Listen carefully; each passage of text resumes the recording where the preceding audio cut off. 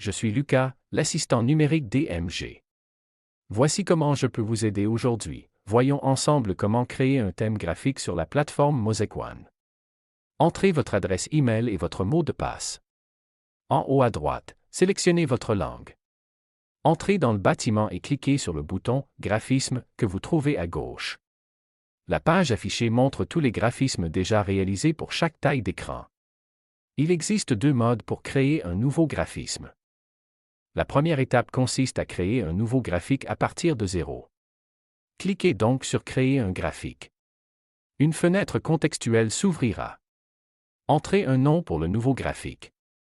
Dans le menu déroulant Type de dispositif, choisissez la famille et la taille du dispositif à programmer ou choisissez l'option « Générique » si vous n'avez pas besoin que le graphique soit associé à une taille ou une résolution spécifique. Si vous ne souhaitez pas que la position du plan et des flèches soit affichée sur l'écran, décochez la case Indicateur de position.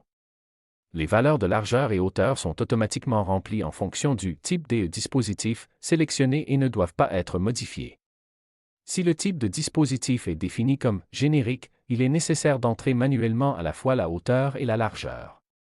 Le bouton « Rotate » permet de passer du mode horizontal au mode vertical. Ensuite, cliquez sur le bouton rouge « Créer graphique ». Un nouvel écran s'ouvrira avec l'interface pour définir le contenu du nouveau graphique. La deuxième possibilité de créer un nouveau graphique est d'utiliser une copie du graphique déjà présent par défaut dans le bâtiment. En fonction du type et de la taille de l'affichage à programmer, clique sur la petite roue à droite et choisis la fonction Copier dans le menu déroulant. Renomme le graphique avec un nom qui t'aide à identifier l'ascenseur. Clique sur le bouton rouge « Copier ». Entre dans le graphique en cliquant sur le nom. Maintenant, tu peux supprimer les champs indésirables, modifier ou insérer le contenu à ta guise.